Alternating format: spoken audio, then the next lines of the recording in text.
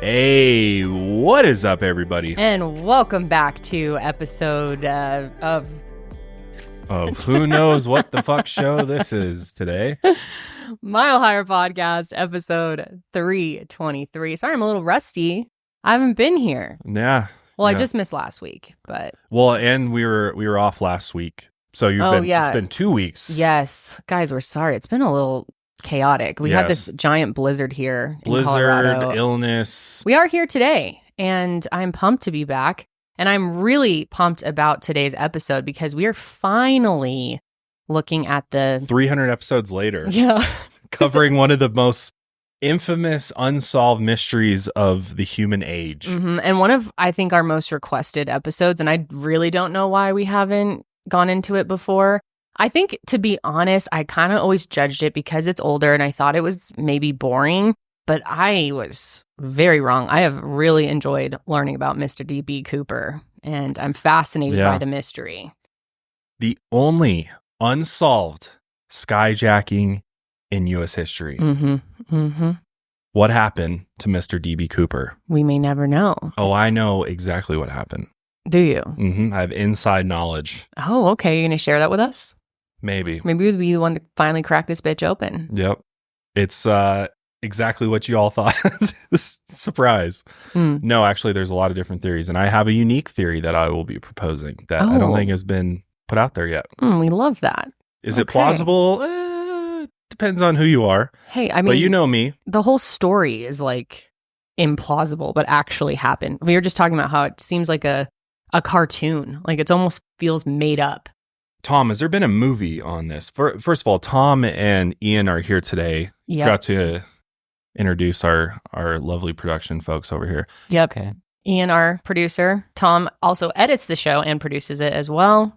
And we always love having you on, so thanks for joining us. Janelle's actually at a conference today, so she couldn't join us. She's over at Spotify today. Yeah. Yep. Seeing Halsey. Halsey live, yeah. Well, we're here, so... But anyway, back to Tom. That's code for I'm slowly replacing Janelle on this show. Yeah, exactly. Don't tell Janelle.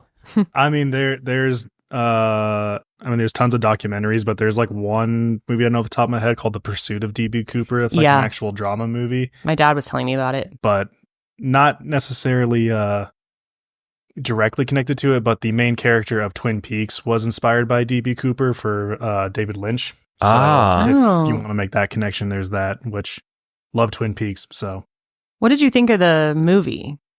It's okay. It's like Josh, have you ever seen like Fire in the Sky? Yeah. It's kind of like same that kind of vibe. Okay. Yeah, where it's like half of it is really good, and right. the other half of it is like, can we? What is this? Move along? Yeah. Well, it's from 81, so it's 10 years after this happened. Mm-hmm. I'm surprised there hasn't been like a Tom Cruise D.B. Cooper movie. No, they really should. Seems make like he'd be the guy to jump from the airplane.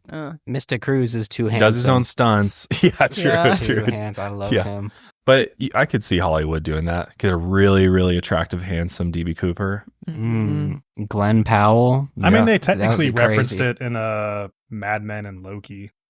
Oh, they did reference it in Mad Men. Yeah. And I remember it in Loki. I've never seen Mad Men.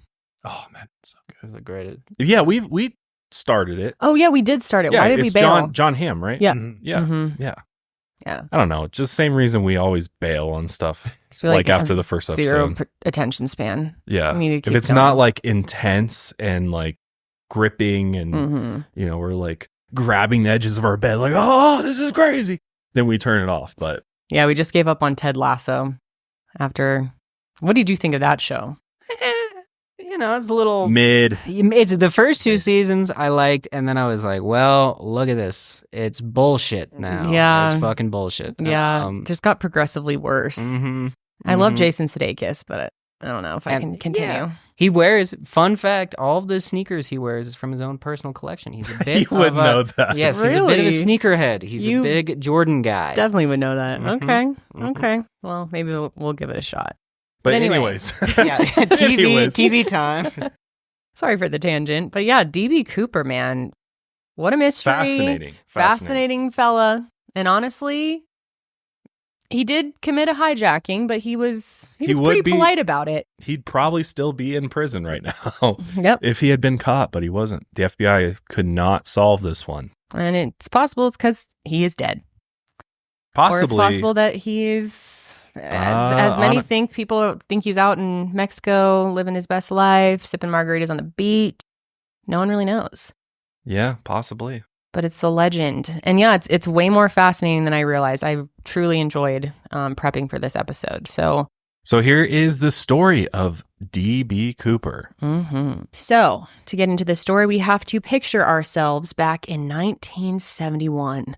And things were very different, especially when it comes to air travel. Okay, so it brings us to November 24th, 1971. And it was a routine, busy day at the Portland International Airport. And because it was Thanksgiving Day, hundreds of passengers made their way through the airport, many purchasing tickets right at the counter, which does anyone do that anymore? Walk up to the counter and purchase a ticket? Don't know. It's got to be so rare. I'm sure it happens still, but I'm sure it's a rarity at this point. Most people are doing it online, or now they have the kiosk. I don't even need to talk to a human at this point. Yep. I actually have a friend of mine who he was telling me how like he makes really good money, and he's like, yeah, I just buy my tickets at the counter just to flex on people. Wow. It's more expensive. That's wow. Big man moves. This is only recent. In cash, cold hard cash, briefcase. But yeah, a lot of these people, were hoping to make it home in time for the holiday. It's the chaotic time to travel for Thanksgiving. And back then, it was a little less chaotic, the travel experience, but 6 crew members of the Northwest Orient Flight 305 boarded the Boeing 727-100 for a 30-minute flight, quick little flight, to the Seattle-Tacoma International Airport. And flight attendants Alice Hancock, Tina Mucklow, and Florence Schaffner cleaned the cabin, set out the ashtrays, and prepared drinks for the passengers boarding the plane. They had the flight attendants doing the cleaning, man. Yeah, I know. It's kind of fucked up. It is. Yeah, it's very different. But also they were drinking and they were smoking. It's true. So it's kind of a fun time. I wonder if they let the flight attendants drink and smoke. I feel like it's bartender rules. I feel like, they could have a little slip a little drink. A little nip. I'm sure they did. Yeah. A little ciggy in the back. Oh, big time. They're like looking at through like cigarette butts, see if one's still lit. Still lit. Can you imagine the air quality being in a metal tube with all that cigarette smoke that has nowhere to go? That sounds really nice. You would. Is it just me though? Like cigarette smoke kind of low key smells good. No, I actually agree. It depends. Not like heavy, but just Vegas casinos. I actually kind of like the air smell, especially if it's like menthol. It doesn't bother me as much. Nah, I don't know. Just give me the straight Marlboros. But you know what? Cigarette breath though, big no. Cannot do. That's where I draw the line. Mm-hmm. You have a big no cigarette breath. That is a deep fear of mine. Cigarette breath. Yeah, disgusting. You had a bad experience with that long ago. Yes, I did. But anyway, shortly before the scheduled departure time of 2:50 p.m., a man wearing a black business suit, a white shirt, a thin black tie fitted with a mother-of-pearl tie pin, a black raincoat, and brown loafers purchased a one-way ticket for $20. Absolutely insane, which is the equivalent of $155 in today's currency. So like a Spirit Airlines ticket. Yeah, especially for a 30-minute flight. I guess it's not that far off, but no. Just crazy to think about $20. Well, and because we're going to be talking about money quite a bit in this episode, to give you a good reference, because I think house price is like a good reference for a lot of people, it was $28,000 for a home in 1971. That was like the average median price. Wow. $28,000. I think my grandparents bought their house for like 10 grand. And they still live in it. In the 50s, I think. Yeah. Yeah, and they still live in it. Crazy. Man, the equity they built in that house. Oh, damn. Crazy. It's a tiny house, but it's worth like $500,000 now, and they paid $10,000 for it. That's so wild. Yeah, crazy. I was also going to say, too, when I first heard the description of D.B. Cooper, my mind immediately went to, what if he is one of the Men in Black? Some type of secret agent. But interesting theory. That kind of got busted when I figured out he was wearing brown loafers. Yeah, they wouldn't have done that. Because there's not a Men in Black wearing brown loafers. That just immediately kills the cool, right? Yeah. A little color differential. Yeah. That's like the rule, right? It's got to be black and brown. Jill always tells me that. It's not practical for a special agent to be wearing loafers. I mean, he's also fucking around with the tie pin. I mean, yeah. True. It is fire. It's kind of a flex, honestly. Mother of pearl, we love it. Which is odd, especially with what happens, Yeah, that's true. Seems to be kind of decked out here. Yeah. I love a great deal as much as the next guy, but I'm not going to crawl through a bed of hot coals just to save a few bucks. It has to be easy. No hoops, no BS. So when Mint Mobile said it's easy to get wireless for $15 a month with the purchase of a 3-month plan, I called them on it. And turns out it really is that easy to get wireless for $15 a month. And the longest part of the process was the time I spent on hold waiting to break up with my old provider. We were able to cut down our company wireless bill down for some of our company phones that we use with Mint Mobile, and it was so easy. I mean, I think my dog could do it, honestly. If he had fingers, he could probably navigate the Mint Mobile website and app. It was just so simple and took literally like 10-15 minutes to get the number switched over. To get started, you go to mintmobile.com/milehigher, and there you'll see that right now all 3-month plans are only $15 a month, which includes their unlimited data plan. So you don't have to worry about all that TikTok scrolling. You can scroll to your heart's content because all plans come with high-speed data and unlimited text and talk. Delivered on the nation's largest 5G network, you can use your own number with any Mint Mobile plan and even bring it along with you, along with all of your existing contacts as well as your phone. Or if you need a phone like we did, you can just call Mint Mobile and buy one. Find out how easy it is to switch with Mint Mobile and get 3 months of premium wireless service for $15 a month. To get this new customer offer and your new 3-month premium wireless plan for just $15 a month, go to mintmobile.com/milehigher. That's mintmobile.com/milehigher.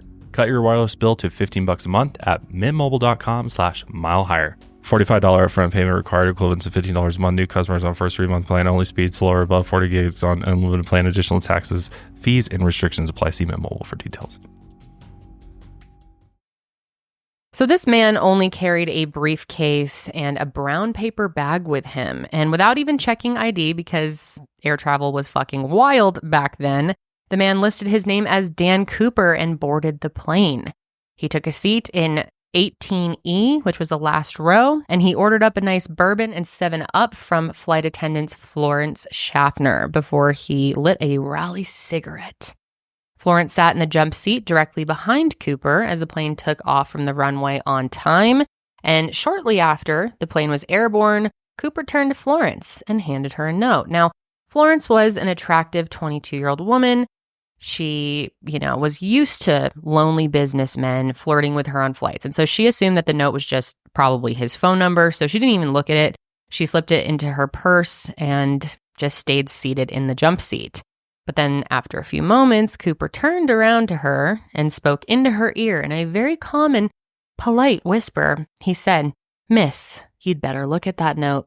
I have a bomb." And what followed would turn into one of the most infamous unsolved crimes of all time and the only unsolved skyjacking in American history. But before we continue with the story of DB Cooper, let's provide some context as for air travel in the 1960s and 70s and explain why Cooper's case remains the most well-known.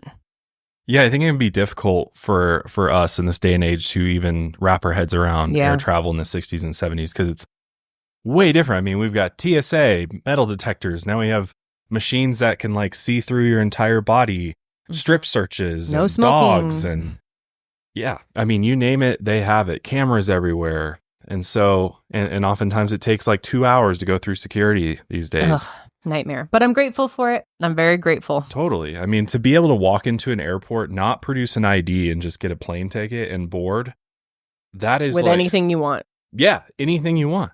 Which makes you wonder how much illegal shit went through airports during this time. Oh, tons. A lot. Tons and tons and tons. Mm-hmm. Oh yeah. I mean, that's crazy. But this whole idea behind air travel at the time was they wanted it to be luxurious, comfortable, and of course, sexy, right? And also unsafe. Unsafe, but you're not going to care about that because you're going to be so comfortable and so enamored with the sexy flight attendants. Yeah, that's a really wild situation. Yeah, well, of course, they had to bring in the sex appeal. Because that was their whole shtick was that, air travel was sexy. Flight attendants were flirtatious, and sexually available. Marketers wanted to appeal to the lonely businessman, wealthy, busy, and loveless. These early advertisements wanted to make the airplane seem like a Playboy Mansion party. Drink, smoke cigarettes, and flirt with the young stewardesses on board. Of course, the reality was far less glamorous. Sure, you could drink to your heart's content and even smoke a pack of cigarettes if you wanted. But like Florence, most of these flirtations were completely unwanted. Most flight attendants worked long hours, hundreds of miles away from their homes. They were tired and they're locked in a metal tube with drunk people. And they mainly just hoped for an uneventful flight. And that's because, as previously mentioned, security was non-existent at the airports during this time. And because of this, there was a ton of hijackings going on. This is kind of interesting. So the history of airline hijackings is kind of really intriguing, because from the time that air travel started all the way up until 1968, there was definitely hijackings that were happening, but it didn't happen at the rate that they did from 1968 to 1972. So we're talking about 1971 with D.B. Cooper. They actually call this the Golden Age of Hijackings because there were so many, 305 hijackings globally. And so pretty much before that, it would be like 10 incidents a year. It wouldn't be that often. But for some reason, from 68 to 72, there was like this, sharp rise. Probably because somebody figured out it's not that hard to do, and there's a way to get a payout. Mm-hmm. So it became a very popular crime. And between 1968 and 1972, there was more than 130 American flights that were hijacked, sometimes more than one on the same day. For the most part, these hijackings were bloodless. Some requested ransom money, some were going through a mental crisis, but many just wanted to go to Cuba. And this became so common that the phrase, quote, "take me to Cuba," became a way to refer to hijackings in general. Basically, bring me to Castro. Mm-hmm. In 1970, after a Boeing 747 was hijacked and directed to Cuba, Castro himself greeted the plane and was given a tour by the pilots as he wanted to see one of the first passenger jumbo jets. But what's interesting is that even though American flights were being hijacked at an alarming rate, both air travel companies and the federal government even didn't want to do anything to prevent them. Because again, they had spent so many years and money marketing air travel as this comfortable, lavish, relaxing mode of travel that they worried customers would become upset if they installed security checkpoints or metal detectors at airports. And again, let's remember they weren't even checking IDs, which seems like, at the very least, have them flash an ID and maybe you don't check to see if it's a fake ID like they do now. They actually scan your IDs. But no, they were like... They truly just did nothing.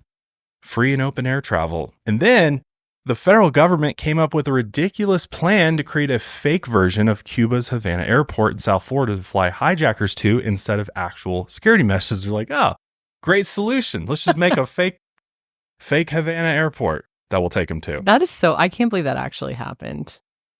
Yeah. So with all that in mind, it's very easy to see how Dan Cooper could have boarded Flight 305 with a fake name and potentially a bomb, which he claims he had. But what's surprising is how he ultimately got away with it. I think that's the whole crazy mystery of this story. So when we left off in our story from earlier, Cooper had just told Florence that he had a bomb, and Florence reached into her purse and then opened the note. And although we can't be sure of the exact wording, which we will explain why later, it read, quote, "Miss, I have a bomb in my briefcase and I want you to sit by me." And Florence did what he said. She got it from the jump seat and sat in the aisle seat next to Cooper in the back row.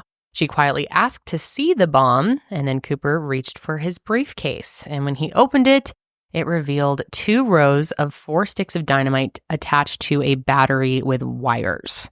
And he made a motion that if 2 of the wires touched, the bomb would, detonate. Seems like a very sophisticated bomb he had going on there. I know. Oh, you just touched these 2 wires and... Mm-hmm. I think it's kind of epic that his ideal bomb was from a Looney Tunes. I was just about to say that, like Roadrunner. Mm-hmm.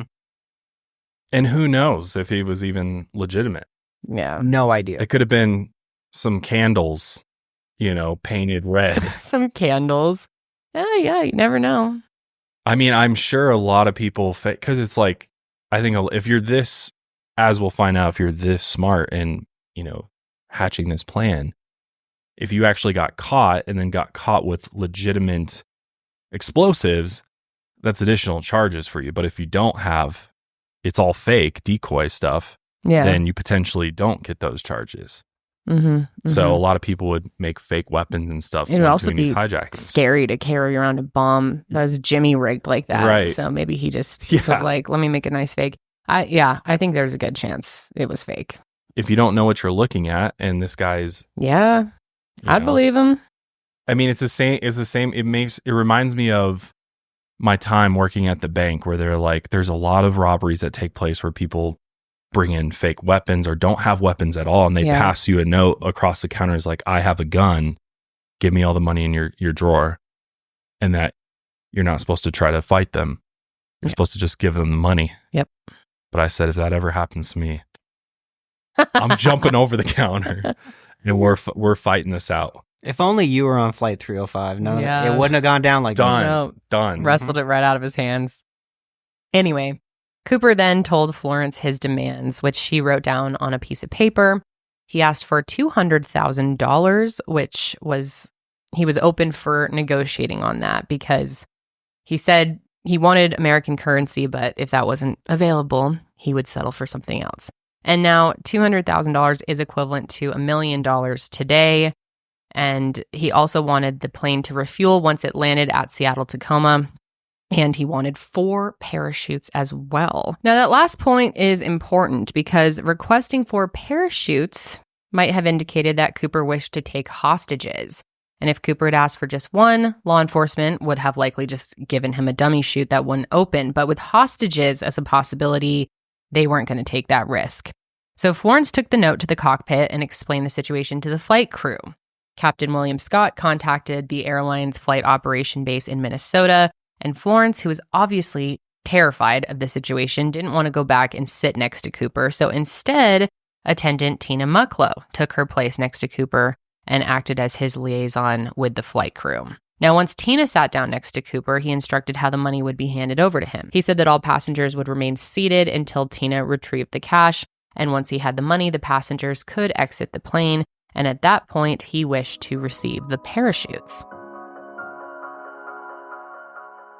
So we have our holiday company party coming up, and I've been looking through my closet seeing if I have anything to wear, and it turns out I do not. I was racking my brain trying to figure out what I was going to wear, and then I remembered I have my Stitch Fix stylist, and so I hit her up, let her know exactly what I'm looking for and when I need it, and she's on it, so I can't wait to see what she comes up with. Now, shopping and figuring out your style can be overwhelming, and when it comes to getting dressed, I honestly some days don't even know where to start.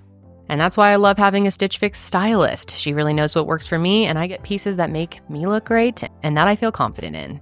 I just give my stylist my size, my style, my budget preferences, and I order boxes when I want and how I want. There's no subscription required. And she sends me just for me pieces, plus outfit recommendations and styling tips, which I definitely need since I have 0 sense of fashion. I keep what I love and then I send back the rest. It's just so easy, folks. And the best part is you don't have to go shopping. That means you don't have to deal with the mall, the stores, the crowds. There's no stress involved, just personalized looks that you're gonna love. And Stitch Fix makes it all so easy. I've been a paying customer of Stitch Fix for years now. I truly recommend the service. I've gotten several of my friends and family on it as well, and they all love it. So I'm telling you, take a chance on it. It's personal styling for everyone. Get started today at stitchfix.com/milehigher. That's stitchfix.com/milehigher. So Captain Scott relayed those demands to the Seattle-Tacoma International Airport, and the Seattle Police Department and the FBI were immediately notified of the unfolding situation. President of Northwest Airlines Donald Nyrup quickly authorized the $200,000 ransom and told the flight crew to comply with all of Cooper's demands. While those on the ground scrambled to gather up the cash, the parachutes, and the field trucks together, Captain Scott informed the passengers that due to a, quote, mechanical issue, their arrival to Seattle would be delayed. The plane circled the airport for an additional 2 hours. Imagine being on that flight, getting notified of a mechanical issue with the plane, yet we're going to circle in the air 2 hours directly above the airport. Remain calm, please. That's so awesome. But of course, I'm sure then they're like, all right, I'll smoke a few more cigarettes, have a few more drinks. Why not? They know what they're doing. Yeah, they're like, wow, it's probably fine.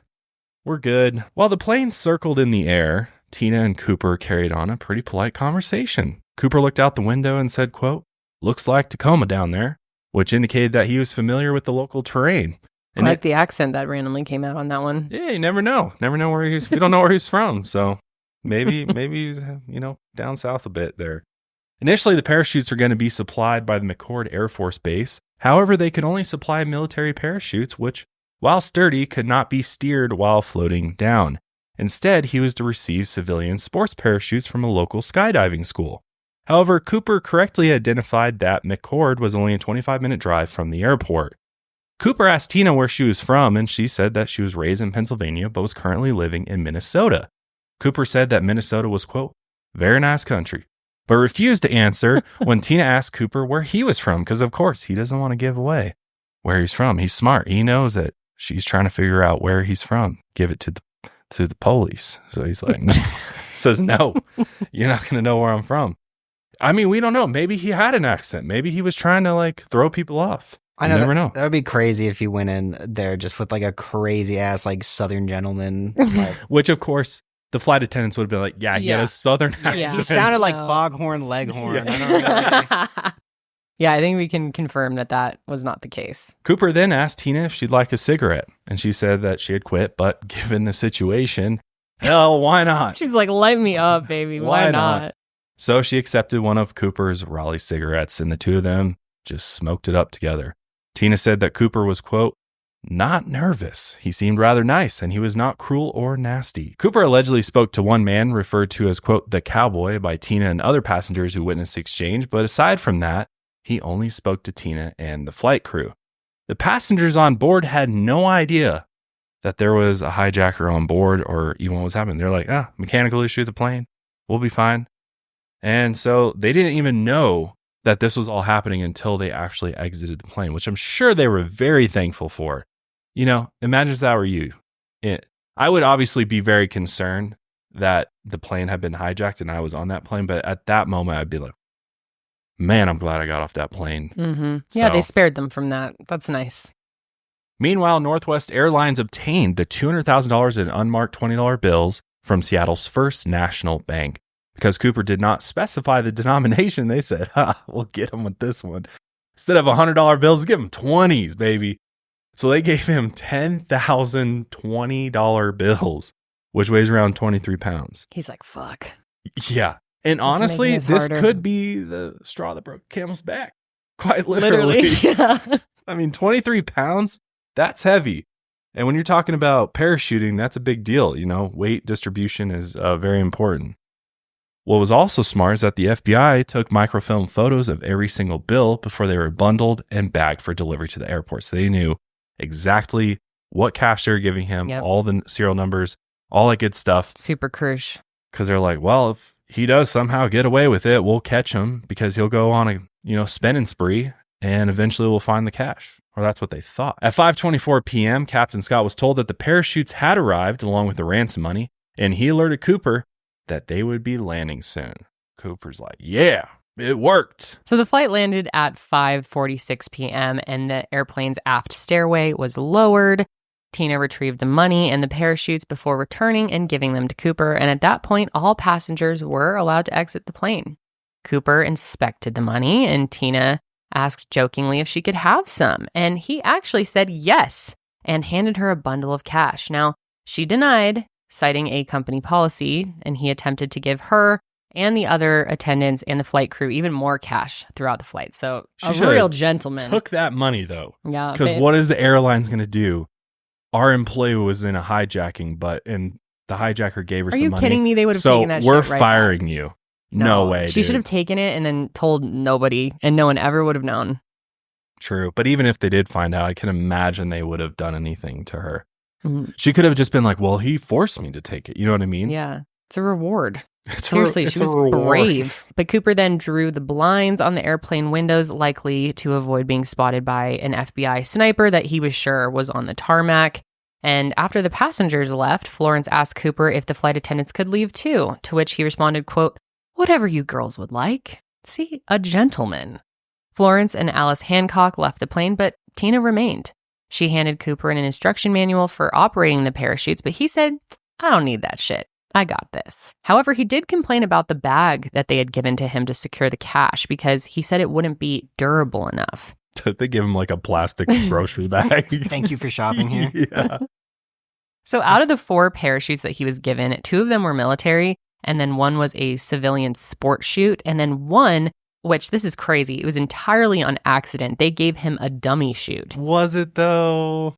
I know, I wonder that too. But they claim it was an accident. I don't know. But I don't know. You have to think about the fact that they thought he was going to possibly take hostages with them, and they would be putting their lives in danger. Yeah, so maybe so it really what was if an he put a accident. dummy chute on a Right. hostage? I've been bad. Yeah, and that would have been on the FBI. It could have just been there scrambling, rushing to Yeah. get this stuff, and they just were like, "Oh, we got to get these," and somebody happened to throw them. Can someone explain to me why they even have dummy chutes? Like, what is the point of that? So it's for it's like for a skydiving school. It's for training people how to pull the ripcord without actually deploying a chute. Oh, okay, that makes sense. Yeah, and apparently, from what I understand, is that this was incredibly last minute, and so originally they were going to get the 4 chutes from McCord, but then Coop was all like, "No, I want the civilian sport chute," and so then they had to contact this random skydiving school that was like a 15-minute drive from the airport, and imagine you're just some guy at some podunk skydiving school, and it's like, okay, we're the FBI. Yeah, there's a plane that's being hijacked. We need you to get 4 parachutes together, like.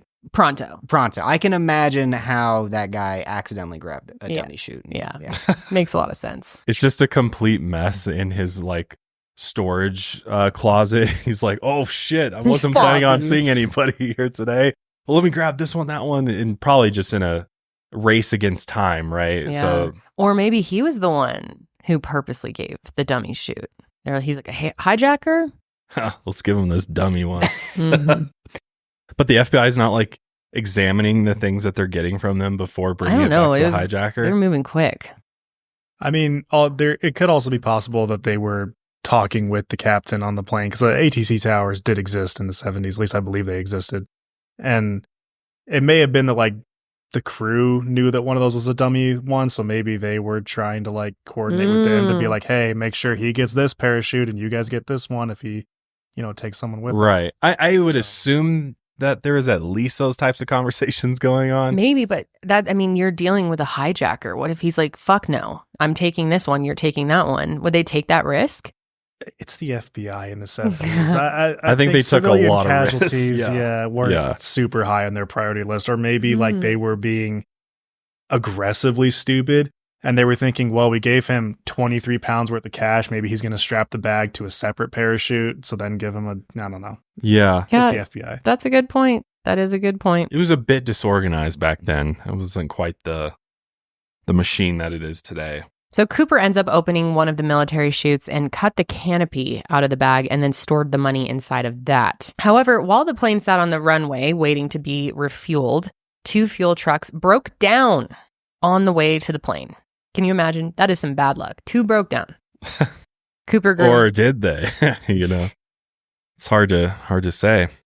Maybe they did it on purpose to try to wait it out a little bit before they just give in to his demands. Maybe they're trying to play a little game with him and see. That could have been. But maybe they would have reported that. I don't know. I mean, there's so much unknown. Again, so old. Like I was talking about earlier, the Golden Age of Hijacking really started in 1968. So by 1971, you would think the FBI would have had a protocol, a plan, a strategy. Hey, you would think. You would think that strategy would have been security measures by then. They were 3 years deep at that point. Their strategy at this point really openly was just give in to their demands. That literally was do whatever they say. Do whatever. I would say, to give some credence to the possibility that they broke down on purpose. There is a possibility that they were making him wait long enough to see if he would open one of the blinds and then take the sniper shot. Yeah, that's what I'm saying is that there's... Yeah, that's a good point, actually. By that point, I'm sure they were getting tired of this whole ransom game. Mm-hmm. And, I'm sure the airlines were getting pretty tired of it as well. So if there's a way to cut the time that this takes to resolve down a bit, I think maybe they would try it. Because it's come on. 2 trucks? Yeah, that's pretty... break down? Yeah. I'm skeptical. But, while Cooper is waiting for these 2 trucks and he hears that they're broken down, he starts getting impatient. And he says, this is probably the nastiest thing, Cooper said. And it's not that nasty. He said, let's get this show on the road. And this has got to be censored. Like, he got to be like, what the fuck is going on? No, he was a gentleman. He was a gentleman. Okay, let's think about this for a second. He's closing the blinds of the airplane because he's worried about being sniped in the head by somebody. And he's calmly saying, yeah, let's get this show on the road, folks. I could be shot at any point in time. He doesn't know what the FBI is going to do. He doesn't know what could happen. Well, why would they lie about what he said? To try to protect him? No. I believe that this is pretty spot on to what he said. I believe the flight attendants. Stories over the years get told and retold, and details change. It's true. The game of because again, there's kind of this like lore and legend around DB Cooper that maybe it's gotten a little soft to make him look a little bit. Maybe he was just like, what the hell's going on? I don't want to believe that. But again, according to the flight attendants, he was cordial and polite. Yeah. Yep. So what do I know? To his credit though, about closing the blinds, this was also not too long after like the JFK assassination, and like it was kind of at the height of like people kind of being like, the Warren Commission finished up, and like maybe this, was like a little bit more to it. So there was a lot of like public conspiracies against the FBI. So yeah, that's a good point. Because I like to think, he was clearly somewhat intelligent in his planning. So, and the fact he's just cigarette.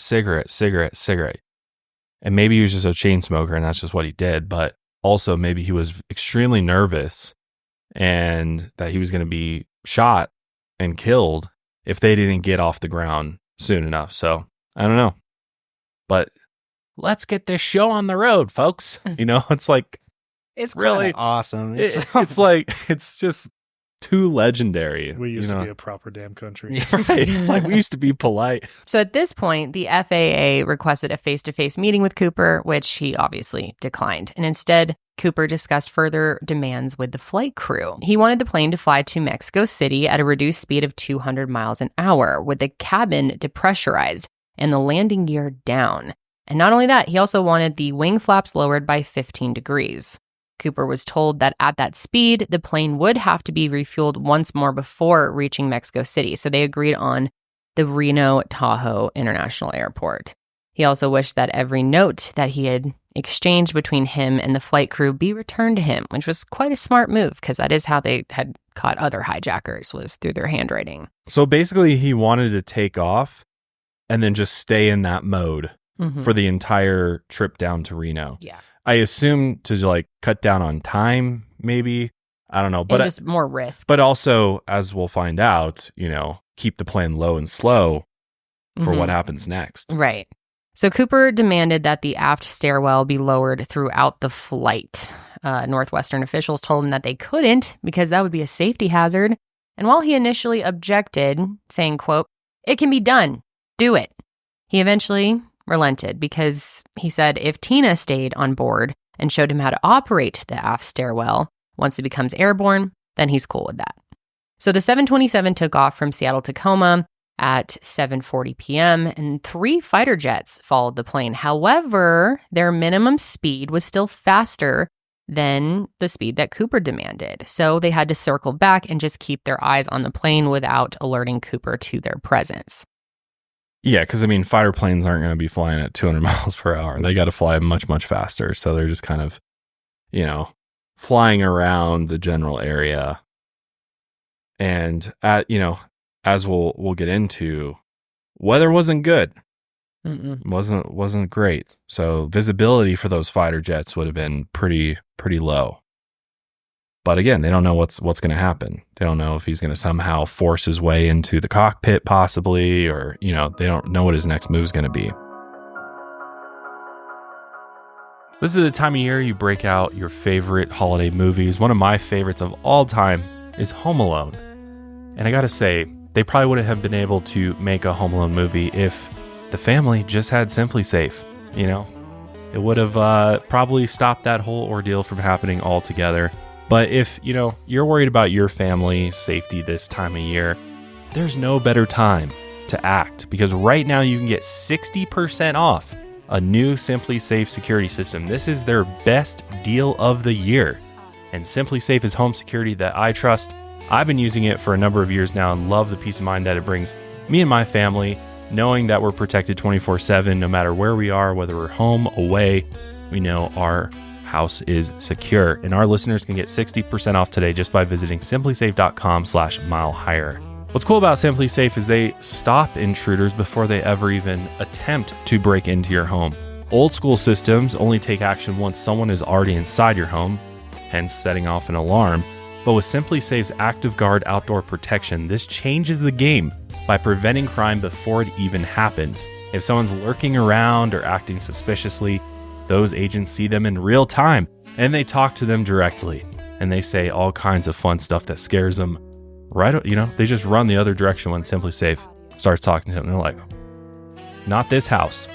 They also set off your spotlights and even call the police before they've had a chance to break in. Plus, there's no long-term contracts, which I can't tell you how annoying that is with other companies, and I've gone through the ringer with them in the past.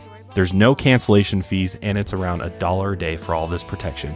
Again, Simply Safe is offering our listeners exclusive early access to their Black Friday sale. This week only, you can get 60% off any new system with select professional monitoring plan. This is their best offer of the year. Head over to simplysafe.com/milehigher. That's simplysafe.com/milehigher, because there's no safe like Simply Safe. But once they were in the air, Cooper asked Tina to lower the stairwell, and she expressed some fear, saying that she was afraid that she'd be sucked out of the airplane if she did this. She asked if she could retrieve an emergency rope from the cockpit to fasten herself to one of the seats, which this must have been absolutely terrifying to get this request. I mean, I think all of us are scared of the door opening mid-flight on a plane. I know it's not possible, but back then sure was. So it was definitely a real fear that she had. I feel so bad for her. That must have been so traumatizing. But Cooper was not down with her going over to the cockpit. And, he didn't want her to go and get the other crew members come back and overpower him. So she asked if he could cut some of the parachute he had already removed to store the money. But once again, he said no. Instead, he just asked her to show him how to operate the stairwell himself, and she could go to the cockpit before he lowered it. Before she left him, Tina begged Cooper to take the bomb with him. And Cooper promised her that he would either disarm the bomb or bring it with him. As Tina made her way back to the cockpit, she turned around at the partition between coach and first class and looked back at him. He tied the money bag to his waist with cords from the parachute, and this was the very last time anyone ever saw Mr. Dan Cooper.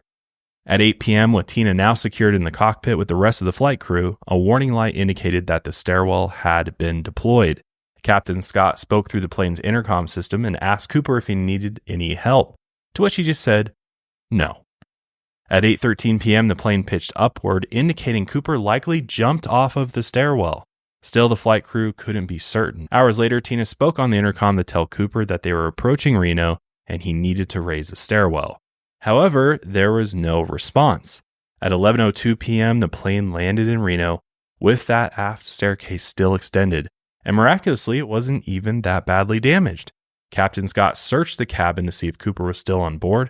However, the only things that remained were the cut parachute, an unused civilian parachute, 8 Raleigh cigarette butts, and Cooper's clip-on tie. After an FBI bomb squad searched the plane and found no sign of the briefcase bomb, it was official. D.B. Cooper had vanished into the sky above Washington. Gone into the night. Aside from the clip-on tie and cigarette butts, FBI agents were able to pull 62 fingerprints from various surfaces on the plane near where Cooper was sitting, as well as 2 hairs pulled from the seat Cooper sat in. They also observed the parachutes Cooper had left behind. One was the one that he had cut open to store the money within before the jump. Curiously, the other parachute he had left behind was that civilian sport parachute, which would have allowed him to steer the chute as he descended from the aircraft. Instead, Cooper took the dummy chute and one of the military chutes, which again was sturdy, but would be impossible to steer. It's impossible to know which of the 2 chutes Cooper used for his main and which he used for his backup, which means there was a chance that Cooper unknowingly used the dummy chute as his primary and just fell out of the sky like a ton of bricks. As much as I want to believe he got away with it, he's out there living his best. That's my number one theory. I think he hit that dummy. I don't know. I don't believe that. Why? It's 50-50 odds. I think he knew enough. I don't think so. I think he knew enough that he wouldn't have used the dummy chute as his main. Well, how would he even have known it was a dummy chute? I think you could probably figure it out. At this time, at least from what I could tell, most dummy chutes were kind of like, that's the reason there was the mix-up. You actually couldn't tell the difference? Yeah. You couldn't tell the difference until you pulled it or opened it. And well, what if he opened it? that's the thing. Well, he did open one of them, right? Because he pulled it out. Yeah, he pulled the other. He opened the one of the military ones to stuff the money, but we don't know if he ever checked the dummy chute. Right, so there is a chance that he did. A 50-50 chance. No, there's a chance he pulled the dummy chute on the plane before he jumped to find out if it was the dummy chute or not. If he had 4 chutes, decided he was going to take those 2 and gotten lucky and pulled one of the chutes that happened to be the dummy chute before jumping, then use that to wrap the cash or whatever else he was bringing with him. No, he wrapped the cash in the military one. Do we know all the cash? We don't know how. We know he. You think he divided it up? Yeah, I do. It was 20. I think he was smarter than we give him credit for. I think he was like, I've got to distribute this weight a little bit more evenly here. He didn't just like put 23 pounds on his chest and jump. I think people like to believe he was really smart. He also picked like the worst time to do this. Yeah, the weather was not great, and we'll talk more about that. But I don't think he's that smart, and I think he used the dummy one, and that was probably a shitty moment. All right, Kendall. So obviously the FBI at this point immediately began questioning suspects in the Seattle-Portland area. And then reporter James Long, which I had no idea about this. This was so interesting to me. He was under a deadline to get that news out quick, break the hijacking story before anyone else. And he mistakenly referred to the hijacker as D.B. Cooper instead of his chosen alias of Dan Cooper. A press wire service republished the mistake, and even after a Portland area man named D.B. Cooper was questioned, the name stuck in the press, and Dan Cooper would forever be known as D.B. Cooper. The FBI attempted to retrace the flight path and find a potential landing zone, but the cloudy Pacific Northwest winter made it impossible to locate individual landmarks that could have been seen by the flight crew or the 3 jets that tailed them. And on top of that, due to cloud coverage on the night that Cooper jumped, these same military jets didn't see when Cooper jumped either, meaning they had no idea when he would have pulled the ripcord or when he jumped in the first place. In addition, the wind speeds that the FBI used to calculate his potential drop zone were recorded inaccurately. And Captain Scott's flight path was also inaccurate because he had to fly the plane manually per Cooper's speed restriction. So during the spring of 1972, the FBI and a team of over 200 soldiers, National Guardsmen, and civilians searched throughout Washington's rural wooded area for 36 days between April and May. A submarine searched Lake Merwin, with depths reaching up to 200 feet. However, no searches turned up any evidence whatsoever. 3 hours after Cooper jumped, a convenience store in Hyzen, Washington was burglarized. However, whoever did it only took food, gloves, and other items necessary to survive the wilderness. Now, while Hyzen was in the calculated Cooper drop zone, the assailant reportedly wore military boots instead of those brown loafers that Cooper was last seen wearing. Multiple composite drawings of Cooper were made, including him wearing his now famous sunglasses, and he was described as white with olive skin, black hair, and in his late 30s or mid 40s. Let's just talk about his sketch. Yeah, because famous. It looks like every other white male at the time. Yeah, not great. And he looks way less cool without the glasses.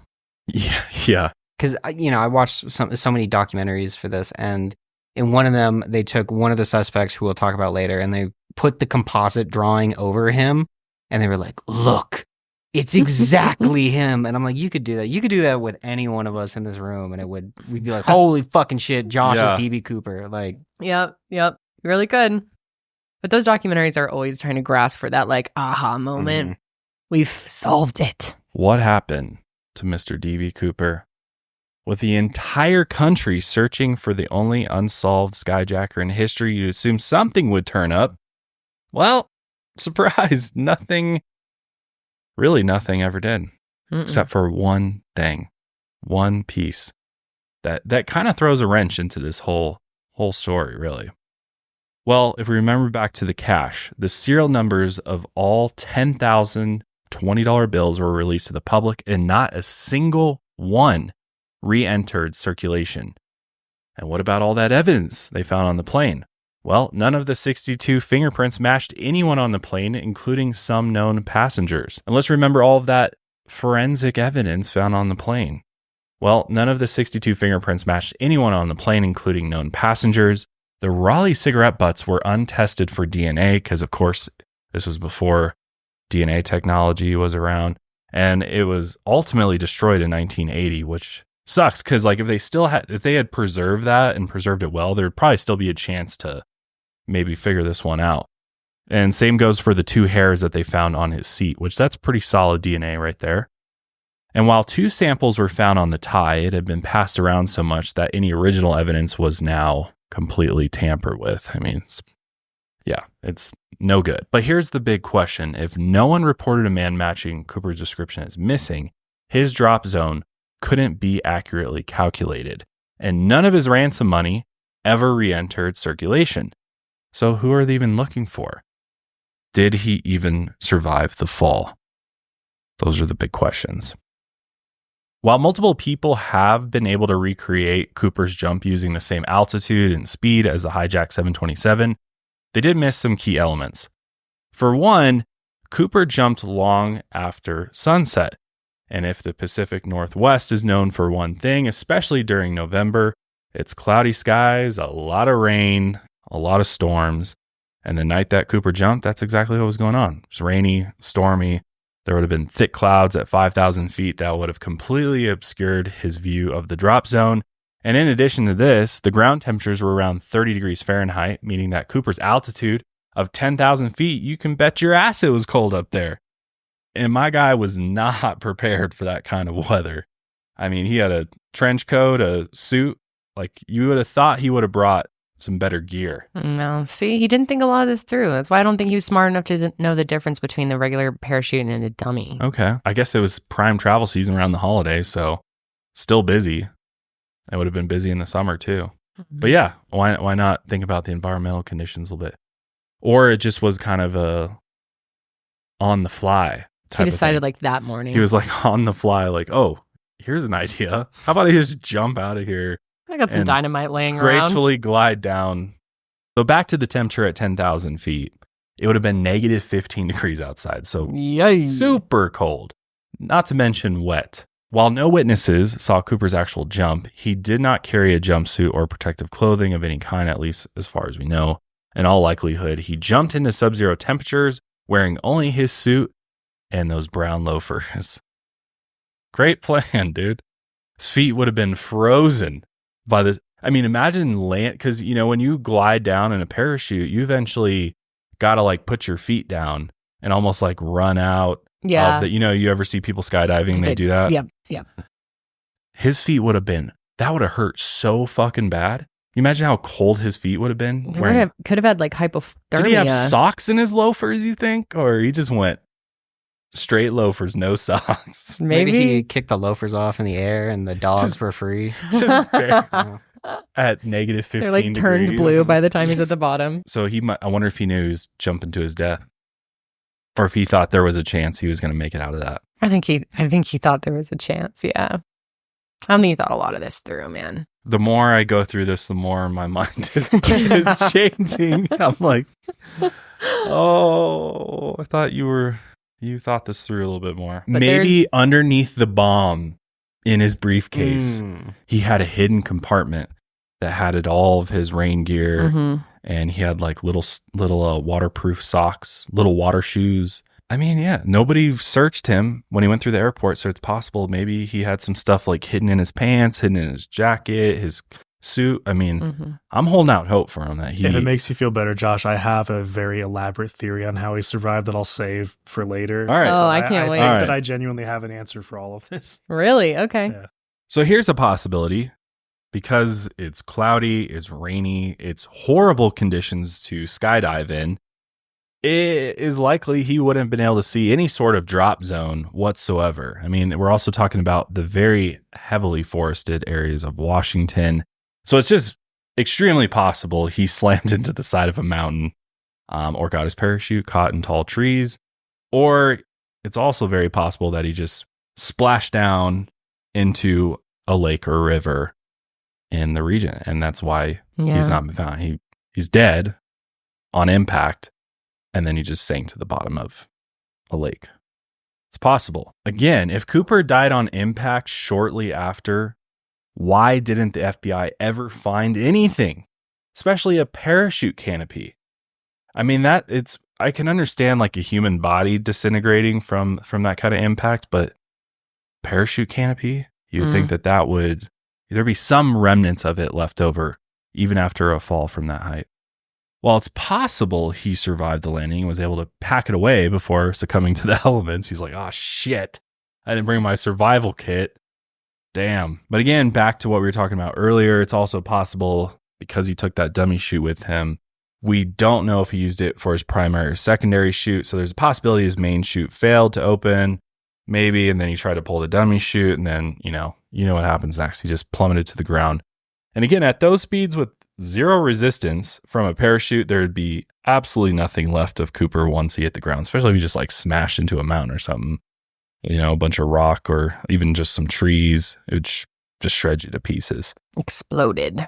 But again, I still think somebody would have stumbled on it. I think there'd been something.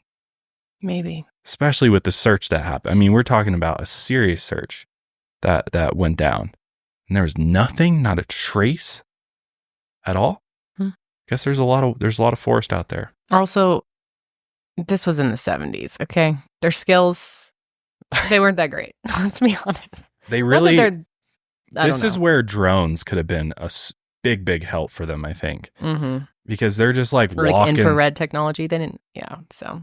What is cool, though, is they got one of those SR-71 Blackbirds out there. Those really cool all black, like spy planes. You know what I'm talking about? No.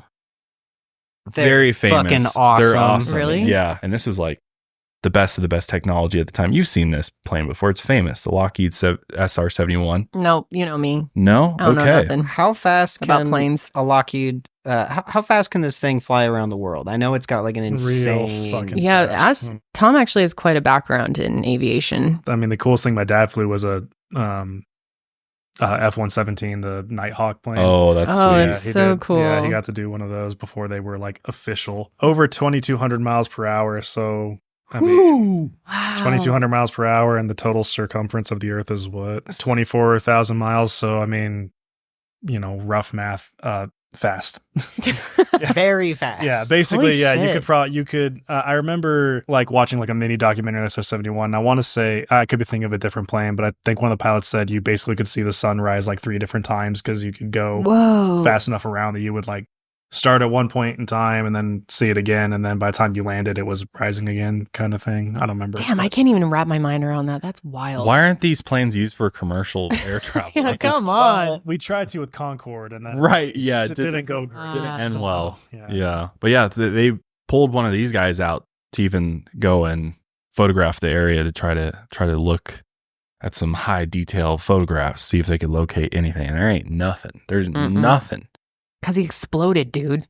He's gone. Yeah, and his parachute, though, too, his loafers. Come on, man. Those were some high-quality loafers. There's no way those loafers did not survive the fall. I understand a squishy human made of water, but loafers, dude? Okay. Let's be honest. Like, I think his loafers are out there, man. I think it'd be very funny if they found a skeleton in the woods that's like totally nothing on it except for the loafers. Still made it. Holding the ripcord. Yeah. So obviously no one would advise jumping. I mean, night skydiving, there's a reason it's not advisable, right? Yeah. Visibility is... Do people ever do that? That's a good question. I feel like I've never seen. I think there's certain rules around skydiving because I just was looking up, can you skydive in a thunderstorm? Kind of like the night that he did. And there's rules around it, actually. You have to be certain distance away from clouds, but Red Bull skydivers still do crazy shit like that. They'll go like do skydive cloud boarding. I want to see, can we look up skydiving at night? Well, the military does it. Yeah. The military does that kind of stuff, but a civilian, whoa. Skydiving at night with fire. Okay. Oh, this is sweet. Oh, shit. Oh, they had like little fireworks on them? I guess so, yeah. They've got to be much higher than Okay, so it's not feet. pitch night. It's like sunset. Yeah. But that's sick. Or maybe that's dawn, actually. It's the holiday season. The holiday season. That's all I know of that song. Well, it's the holiday season, folks. And, it's a hectic time of the year. Everybody's scrambling to get all their presents and packages and bippity bops and Zuma kazoos out to their friends and family across the country. And you know what? It takes a long time to do that if you go the traditional route of going to your local USPS or UPS store, because there's lines out the door. It takes way too long. But thanks to Stamps.com, I don't do that anymore. Stamps.com not only provides me so much luxury in that I can do it 24/7, 7 days a week, 28 hours of the day. I can get my packages shipped right from the comfort of my home office, because all you need is a computer and a printer. And Stamps.com even gives you a digital scale, so you have everything you need. They give me discounts that you can't find anywhere else on USPS and UPS shipping rates, which saves you tons and tons of money. I mean, we've been using Stamps.com for, it seems like an eternity now, and I can't even tell you how much money I've saved thanks to Stamps.com's amazing services. You can print your postage online. I truly love it. I know you will too, whether you have an online business or an Etsy shop, or you just ship a lot of packages. You got a big family. Stamps.com is where it's at. More holiday, less hustle, free at more time with Stamps.com. Sign up at Stamps.com and enter code MileHigher for a special offer that includes a 4-week trial, plus free postage and a free digital scale. No long-term commitments or contracts. That's Stamps.com, code MileHigher. So even though his nighttime jump seems pretty improbable when we talk about surviving something like that, as far as hijacking an airplane and then parachuting away, well, that was actually not all that rare. Because 1 year after Cooper's heist, it happened again. Because they're like, damn, this guy's legendary. What a great plan. Let's try it again, dude. like, I want to try this. I want money. So on April 27th, 1972, a man named Wayne McCoy boarded another Boeing 727 while it was making a stopover in Denver en route to Los Angeles. And using notes to communicate with the flight attendants and the crew, McCoy, who was using the pseudonym James Johnson, had brought a pistol and a hand grenade to hijack the plane. McCoy asked for $500,000, stuffed the ransom money in a duffel bag, and equipped a flight suit. McCoy made a daytime jump over relatively flat terrain during the spring. Much smarter situation here. He then hitchhiked outside of a fast food restaurant and was ultimately picked up by a motorist who later reported the interaction to police. Now, McCoy, who was actually a National Guardsman, and he was on duty flying a helicopter looking for the hijacker, aka himself, real sneaky dude, police obtained a warrant following the tip from the motorist who had picked McCoy up and matched the handwriting samples. So inside McCoy's house, they found his flight suit and they found the duffel bag carrying $499,970. So $30 was missing. And he probably spent it on burgers. I can't remember what fast food place it was specifically, but I'm pretty sure it was a Burger King. But still, $30 in burgers back then. Yeah, like 100 and something today. They're like a quarter back then. Yeah, I know. So it's like, how many did he buy? Like 300 burgers? He just went into the restaurant like, free food for everybody. Yeah. That would be so epic. Maybe he did. That would be so epic. Maybe he did. It's Wednesday. Everybody gets a burger. Where did that $30 go? Or maybe he paid someone to help him with something, or maybe the motorist. And I bet if he did give the motorist like $30, and then the motorist, when he told police, was probably like, "Oh yeah, no, you didn't give me any fucking money." Yeah, I bet you that's what it was. That would make sense.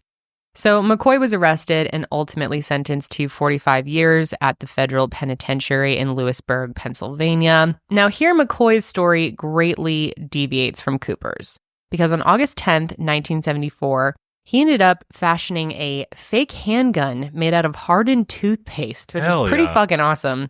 And him and a crew of prisoners used the fake gun to steal a garbage truck and then just smashed out of the prison gates. 2 of the escaped convicts were captured only 3 days later following a shootout during an attempted bank robbery. Then 3 months later, McCoy was tracked to Virginia Beach, Virginia, where agents were able to find the home that he shared with one of the other escaped convicts. And on November 9th, 1974, McCoy was actually gunned down by FBI agents after he fired on them from inside of his home. McCoy's hijacking draws a lot of similarities to Cooper's. I mean, they both picked Boeing 727s, and that was because of the aft staircase. They used notes to communicate with the flight crew, and they were familiar with the aircraft. So obviously, McCoy was immediately suspected of being D.B. Cooper. But come on. There's definitely some differences between the two. For one, Cooper was smart enough to ask for those notes to be returned to him before he jumped, meaning that his handwriting could never be analyzed. And McCoy spoke to his friends before his hijacking about the Cooper case, which really signals to all of us that McCoy is just a shitty copycat, honestly. He just was like, damn, sure he thought he was better, before it all ended for him. But that's what's interesting too, is like nobody has come forward to knowing him, like verifying like he told them about this plan or anything like that. And as opposed to these other hijackers, they went and told other people. So that's very odd to me. While Cooper was suspected of being in the military at the time of his jump, McCoy poked some holes in this theory, because McCoy had served as a demolition expert and pilot in Vietnam. He brought a flight suit for his jump because he knew how brutal the air temperatures were at 10,000 feet in the air. Plus, McCoy would have been in his 20s during the Cooper hijacking, which places him pretty far outside of the age range that witnesses describe Cooper being. Although he did look quite a bit like D.B. Cooper's composite sketch, it's pretty safe to assume, as we mentioned earlier, that pretty much most white guys in the 1970s could have looked like that Cooper sketch. Because there's no like unique marks or any sort of, it's not very detailed, right? Yeah. It's just like a rough little sketch. The FBI has suspected McCoy since the 1970s and asked his family for DNA samples concerning the Cooper case all the way in 2004. However, the most significant departure from the Cooper case is that McCoy was caught only a few days after his hijacking with most of the money accounted for. Cooper disappeared without a trace, and the only dollar bills found in relation to him would turn up along a riverbed in 1980. And this is literally the only thing found that can be connected to this incident. And that's crazy. And this is what's very weird. This part right here is odd to me. But again, there's possible theories to explain why. But listen to this.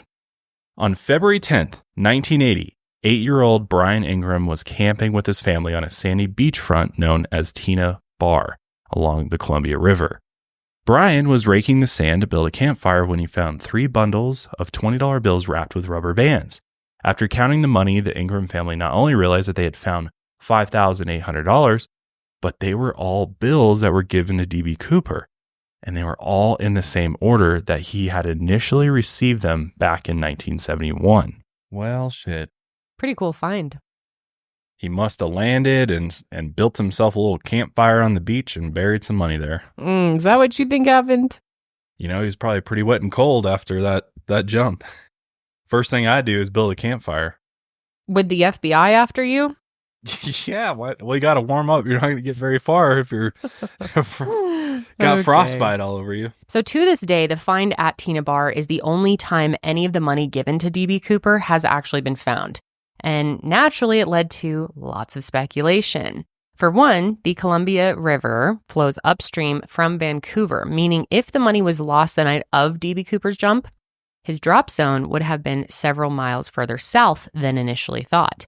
And even still, the bills would have traveled several miles along the river before washing up at Tina Bar, making it highly unlikely that all three bundles would have remained together. In 1974, an Army Corps of Engineers performed a dredging operation, leaving two distinct layers of sediment on the bar.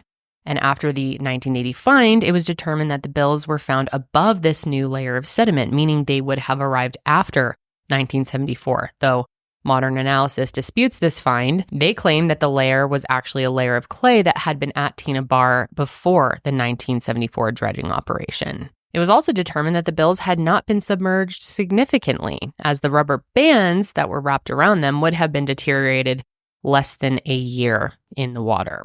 In 2020, an analysis of the microalgae found on the bills determined that they were buried during the spring season, at least months after Cooper's hijacking. But still, others dispute this and have said that the money simply washed up after Cooper's failed jump.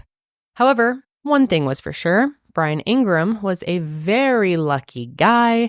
He actually was allowed to keep several of the bills, and he sold 15 of them at auction in 2008 for $37,000. So, big slave. I'm glad they did that. I am too. You know, the FBI couldn't find shit. And then this kid finds the only evidence that remains. And they're like, all right, man, you helped us out. So well deserved. Here's a few bills. Well deserved. He should have held on to those, though, and waited as long as possible. Yeah. No, they did the right thing. And morals gets No, I'm just saying reward. They should have just like held on to the bills that they did get and not have sold them in auction in 2008, because I bet those bitches go up in value. Oh, I see what you're saying. Yeah. You know what I mean? You're right. 37 and 2008, I bet they're worth a lot more now. Yeah. Oh, for sure. But somebody would have paid $1 million for those. Some DB Cooper fanatic or some museum. There's a lot of them. Yeah. Yeah. People are obsessed with the DB Cooper story, and especially in these areas. Like they have near the drop zone and Washington. And they have full parties. Isn't there a DB Cooper Day? Yes, there is. I actually believe that the city that does the DB Cooper Day and is really obsessed with it is in Canada. Actually. Yeah. Yes, I remember seeing that. Okay. Like the footage at the bars where they were all like, and then they all have their theories of, I think he got away. He's a hero. I think it's my fucking grandpa. Yeah. Oh, yeah. Or I think he's living on the beach in Mexico, sipping the margs, living it big. It's fun to think about. Yeah, Ariel, Washington has a DB Cooper Day, November 24th. Okay, that would make sense. Yep. Yeah.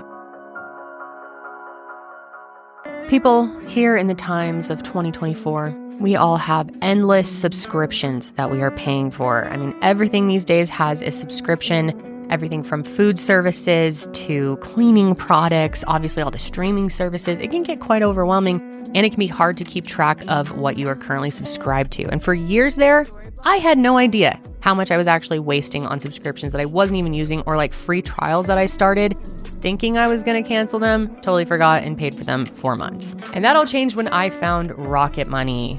Now, part of the reason I didn't want to go through the subscriptions is I knew that would mean I'd have to take the time to get on customer service and cancel them. And that can be such a headache. And I'm someone who just has anxiety, and I don't like fighting with customer service, and I do not like getting on the phone, and some of them require that you have to do that, but you don't have to do that when you use Rocket Money.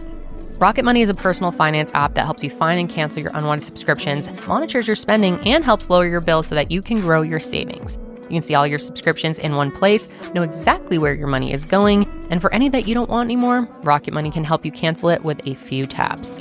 Rocket Money's dashboard gives you a clear view of your expenses across all of your accounts. You can easily create a personalized budget with custom categories to help keep your spending on track. And this is really nice. You can actually get alerts if your bills increase in price. And one thing that I personally love is that they'll send you a reminder when you have an upcoming bill to pay. And Rocket Money will even try to negotiate to lower your bills for you, sometimes up to 20%.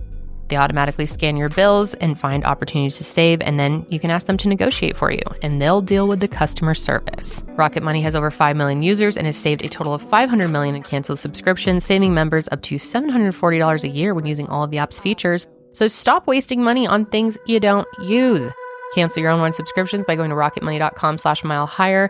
That's rocketmoney.com/milehigher. Once again, rocketmoney.com/milehigher.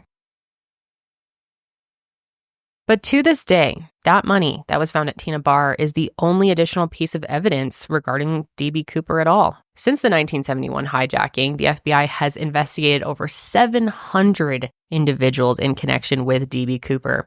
Investigators ruled all of them out for one reason or another. Lots of time spent on that.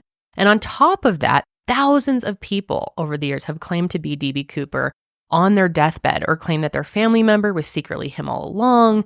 And it really seems like a way for a lot of people to kind of get a 15 minutes of fame, or maybe they get like that into the theory that they start to believe it, or well, people always come out and try to claim that they're one of these notorious criminals, right? Or like the Zodiac killer, exactly, is my grandpa type situation. Yeah. Anytime there's a mystery like this and there's no way to, say yes or no because there's just no evidence, people like to insert themselves. Mm-hmm.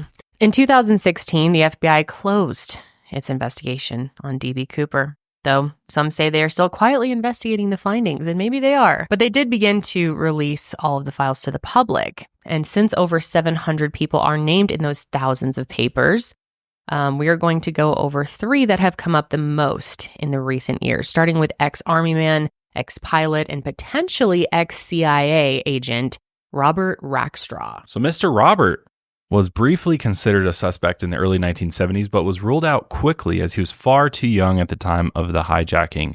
But still, Robert had a very colorful life. He served as a paratrooper during Vietnam and potentially did work for the CIA while he was overseas. He also worked for the U.S. government in Iran, training the Shah's men to fly fighter planes before the Iranian Revolution in 1978.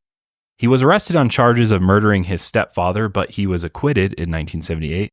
However, according to independent Cooper investigator Thomas Colbert, who bears some resemblance to Stephen Colbert, no relation though, he said that Robert was convicted of aircraft theft, possession of explosives, and check fraud. Robert's attorney couldn't confirm these charges, but Robert himself has said, quote, "I was acquitted of everything, as I recall." Thomas Colbert maintained that Robert was Cooper until he died in 2019. In the documentary D.B. Cooper, Where Are You?, Colbert is seen approaching and harassing Robert multiple times, which we don't like. Cooper investigators have said that Colbert pigeonholed himself by focusing on Robert. And while Robert may fit the profile of D.B. Cooper as he was a paratrooper, the FBI revised their profile of Cooper and said that he likely had no military experience since he didn't prepare for his jump with a proper jumpsuit. So what about someone else? Someone involved perhaps with Northwest Airlines? While numerous investigators and documentaries have pointed to a man named Kenny Christensen, he's just as unlikely as Robert. Because Kenny was a flight attendant for Northwest Airlines, which had experienced a number of strikes. He had been out of work for quite a while, which could explain why he targeted the airline for the hijacking. Though Cooper himself, we remember, said during the hijacking that he didn't have a grudge against the airline. He was very clear about that, but was he lying maybe? While Kenny was a white male who fit the age range, nothing else entirely lined up because he was balding, had no sideburns, and was shorter than witnesses claim D.B. Cooper was. While Kenny was noted to wear a toupee before 1971, it still wouldn't change his lack of height or ability to grow sideburns. And, if you're watching, you can see some comparison photos here. Again, the sketch is not very specific with details, so anybody could roughly look like the sketch. But people pointed out that Kenny purchased a large property after 1971, and friends and family claimed he made the purchase in cold, hard cash. So where did he get this cash from? Well, this is just incorrect because Kenny mortgaged the property after selling away some other properties he had, which was easy to find in open public records. Plus, if he had made the purchase in cash, more Cooper money would eventually have been found in circulation. And what's more is that since Kenny was an attendant himself, he would have known how to operate the aft stairwell and wouldn't have needed the help from Tina Mucklow. Plus, it's unlikely that no one would have recognized him in the airport or on the plane since they all worked for the same airline. But as of this year, one new suspect has entered the conversation, which comes from the contemporary analysis of Cooper's tie. Private Cooper investigator Eric Eulis obtained the tie after the FBI closed its investigation. And after swabbing it for DNA and testing for materials, he determined that the tie had trace amounts of titanium.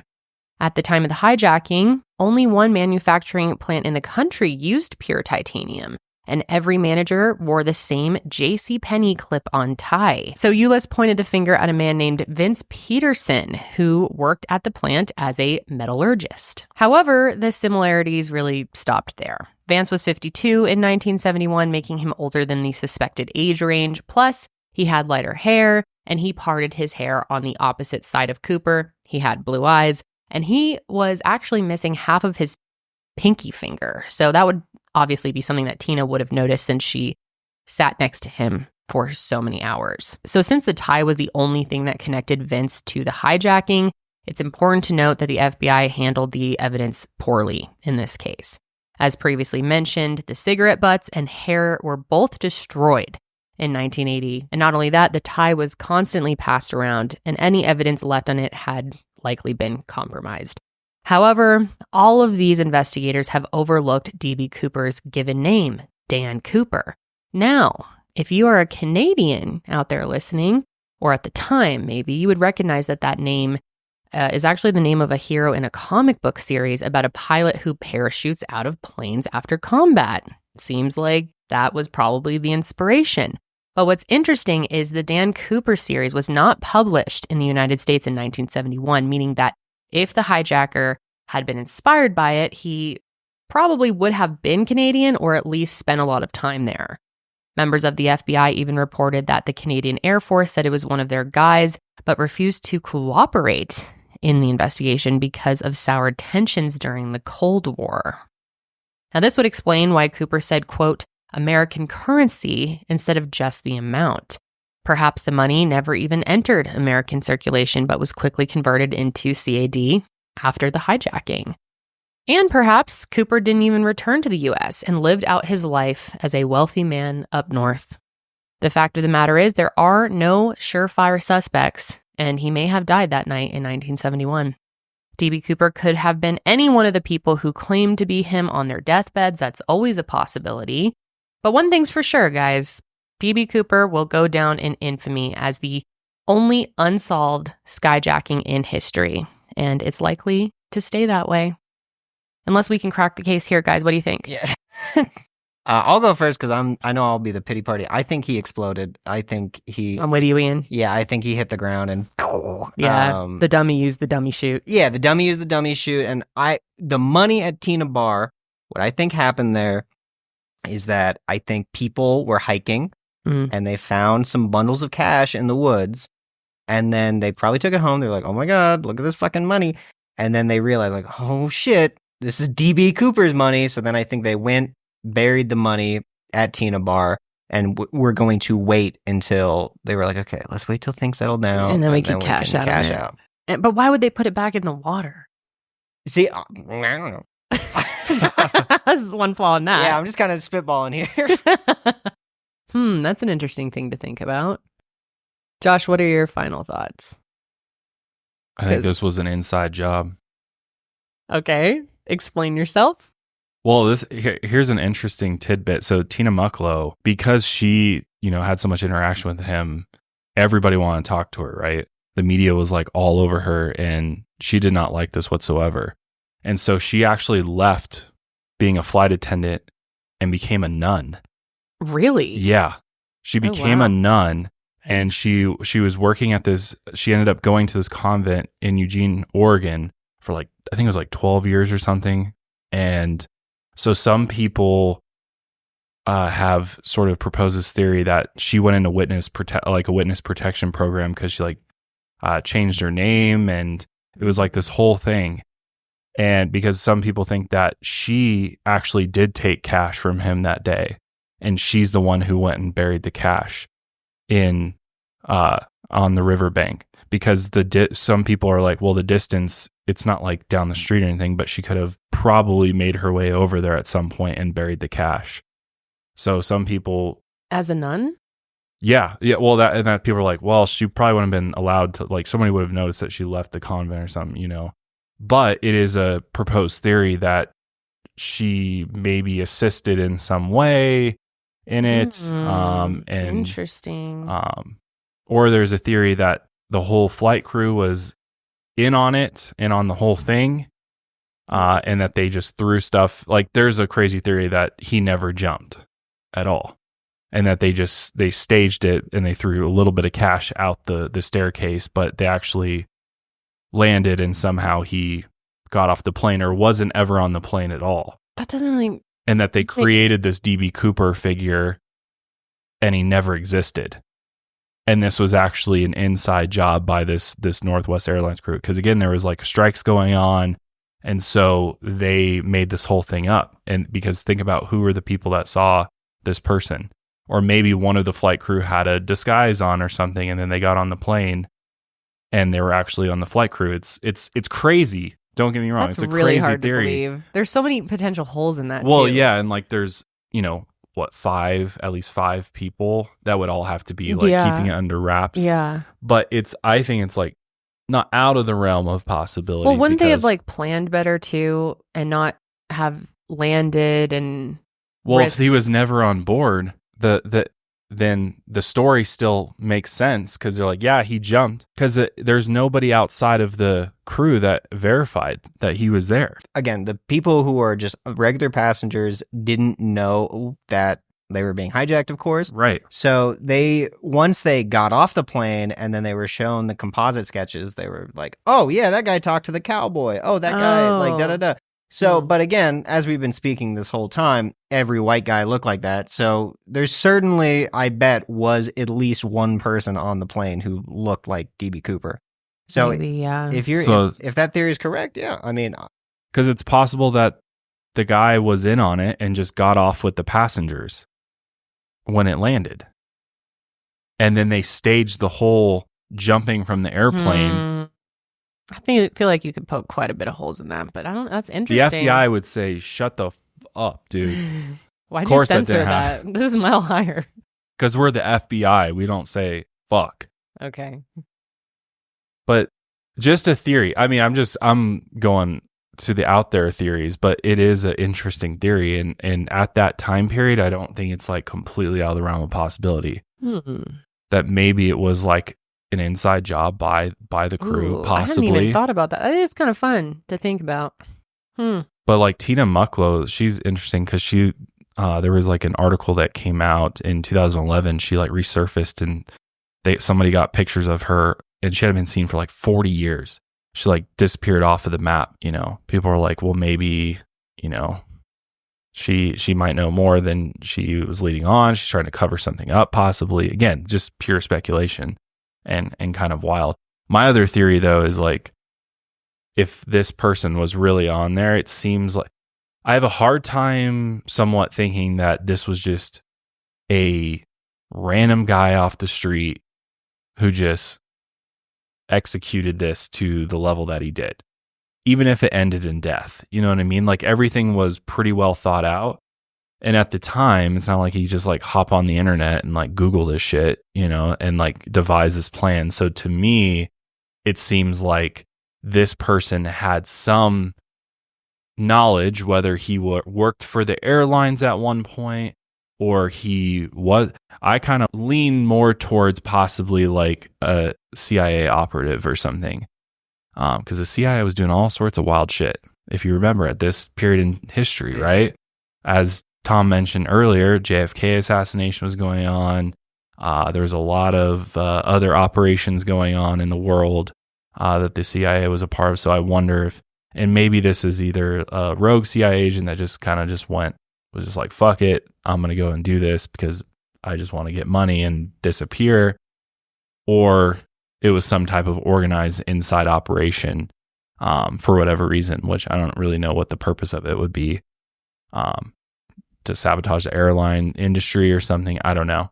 But I kind of go more towards that theory. Although some of the more outlandish theories are fun to think about. But Tom says he's got all the answers. So I have all the answers from my perspective. I want to make that abundantly clear. There's definitely going to be holes in this one too, but I do genuinely think there is like simple explanations for all the big things. One, I do believe that he was a real person. I do think that he was on the plane for sure.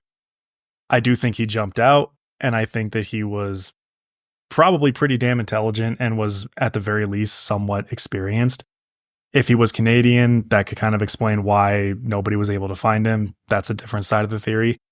But where my thing goes from is that we know he dug out one of the parachutes, one of the military parachutes while he was on the plane, and he only took the military parachutes with him, which would indicate that he doesn't have casual experience parachuting, but he does have military experience parachuting. And he also knew that McChord Air Force Base was a 15 to 20 minute drive from Tacoma. So he obviously had some sort of militaristic knowledge to some degree. It may have been something he read about, but no matter what, there is an indication that, again, the 70s, internet didn't exist, YouTube didn't exist. So he had some sort of physical, tangible experience with these things.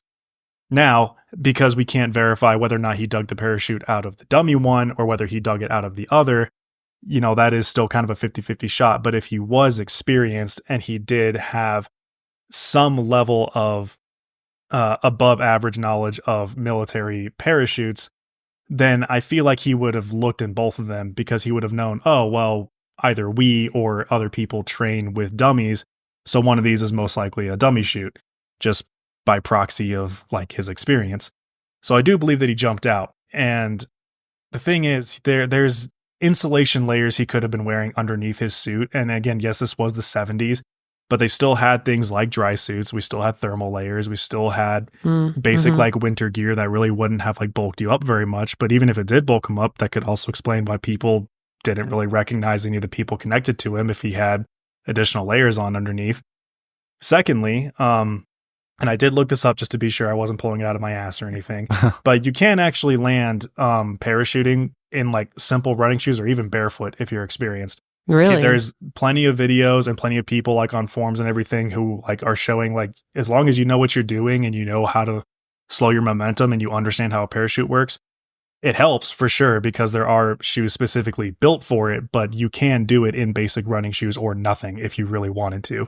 And it's especially common with people who land on beaches, which is where some of the money was found. So there is something there too that he could have landed there. But what I honestly think happened is that I think he pulled it off. I think he landed. And if you look at like the area around Tina Bar and the several dozen to hundreds of miles around it, it's not like, people make it sound like it's like middle of nowhere, like it's down the Washougal River and it's like this spot you have to get to by boat. It's next to like 19 suburbs, and like right across the coast on the opposite side of the river is just a series of like camping spots and trailer parks, to where I'm like, to me, it doesn't seem unconceivable that he would have landed somewhere like that, run into a group of people, been like, hey, you didn't see anything, here's a bag of money. They went and buried it, and then they either forgot about it, or then everything got dredged over, so they weren't able to find it anymore. Oh, yeah. But then on top of that, there was a group of kids that did uncover a buried parachute in Washington that was covered by the news and is theorized by the FBI to be Cooper's parachute. So it leads me to believe that he landed, paid somebody off, they buried his chute for him, and he just went back to either Canada or he went back to Mexico or wherever the case may be, where the money wouldn't re-enter circulation. And he used some other form of payment from his real identity. So do you think he was faking his identity at the airport then? Oh, yeah, absolutely. So it was all, I think the Dan Cooper thing being part of like the Canadian bit is where I believe that that's where he went back to. And Makes that's why I sense. think that he understood like, oh yeah, that's Tacoma. I've been around here all the time. And if he was, again, military and things were kind of soured at the time that he made all these choices happen, that also lends credence to the idea of why people wouldn't recognize him, or why people would be like, oh, I don't know who that is. That could be anybody. Like, in my opinion, it's not really fantastical. I feel like there are some very obvious explanations that could be there, but I do still recognize that it is still rural Washington. Well, okay, no, I take it back. It's not rural Washington. The area around where the money was found is not rural at all. But there is still a possibility that he fucked up, he hit a tree, and that's the end of it. But I just feel like when people poke holes into the idea of like, oh, he couldn't have landed here, or conditions weren't right, I'm like, I don't know, man. People are pretty capable of some pretty amazing things when they're motivated to do something. Yeah. And it's just if we're to believe that the accuracy of the stewardesses and whatnot, the guy was cool as a cucumber. Like he was ready to dive out. He was ready to take the risk. And that to me just doesn't scream somebody who was kind of like on the inside, like, fuck, this is going to go really bad. Mm-hmm. Like it just to me sounds like somebody who was like well aware of the fact it could go really bad, but he was very confident it wasn't going to. Mm-hmm. Laid back, smoking 8 cigarettes, 2 drinks. Yeah. Yeah. I feel like if he was a nervous wreck, he would have like crushed 4 other drinks and gone through like 2 packs. Yeah. Right? Yeah. Like nothing about his demeanor like screams to me of like a guy who was like unknowingly going to his death. Mm-hmm. Yeah, and the fact that he said he didn't need the instructions for the parachutes too tells you he probably did have a lot of experience. I don't know, Tom, you're really swaying me. I've got 2 holes though. Oh, all right, present the holes. Okay. The first hole is that with the military chute, mm-hmm. he did that's why they had to redirect and ask the skydiving school, was because he specifically requested a civilian sports chute, and then that he left that one behind. Mm-hmm. So, I mean, there is a chance he did that just to like redirect them. But what I was telling them before recording is I think he ended up accidentally taking the military chute because he was so inexperienced that he just saw the larger parachute and thought, this is the one I'm going to take. And then with the kids finding the parachute out in the wilderness, it's not confirmed to be Cooper's. And I believe that one was also a Navy chute. Yeah. A Navy backpack 6 with the 26-foot canopy. Which is what they would have been using. And what I would say to the first hole, though, is that they also fucked up who even gave them the civilian chutes for like 40 plus years of the investigation. And they only just recently found out that they had it wrong the whole time. And now there's like questions about whether or not the guy who gave them the chutes was like in on it, or whether or not he like even knew like what he was giving the chutes away for. Well, and that's, it's because it was a very quick redirect. From the time they contacted McCord, and then Cooper was like, no, I need the civilian chutes. And then they just reached out to this random guy. Yeah. Totally last minute.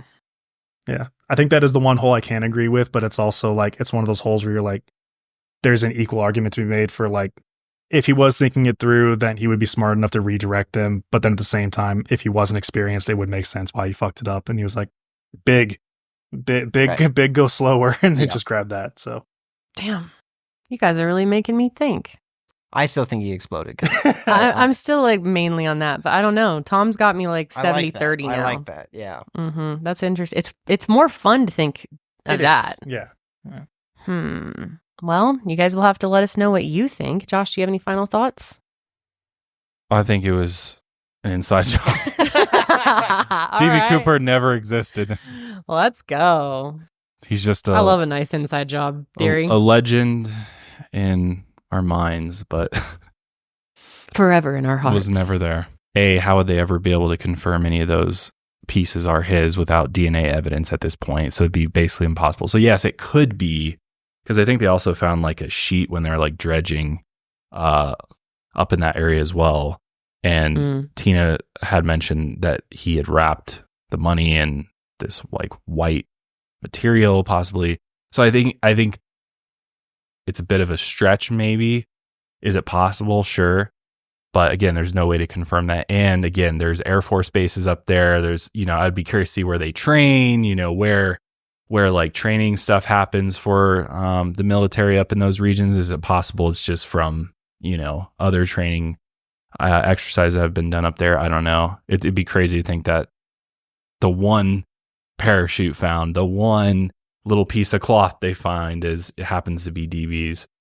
But I don't know. The whole Tina Mucklow thing's very interesting to me. The whole theory that maybe she did have some of the money and she's the one who actually buried that money there because she was actually at that convent up there for a long time is interesting to me. But who really knows? At the end of the day, that's why it's one of the greatest mysteries in American history. It's because we probably will never know. And it seems like the FBI has said, well, if he falls out, if someone stumbles upon his remains one day, we'll call it solved. But until then, we're done wasting time on it.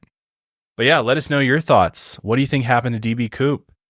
Let us know. Maybe you guys have a theory we haven't Is there mentioned. something we haven't talked about? Because, you could go on and on for days and days and days. There's there's so many subreddits that just go on and on and on, and people have all sorts of other theories out there, and or little tidbits of pieces of information that have surfaced, or bits of supposed evidence to try to explain the unexplainable. But thank you for joining us. If you enjoyed this episode, subscribe, follow us. We'd appreciate it. But we'll see you guys next week. And thanks to you both for great insight today. Great conversation. I really enjoyed this episode. All right, guys, we'll see you next week. But until then, keep on taking your mind a mile higher. Good job.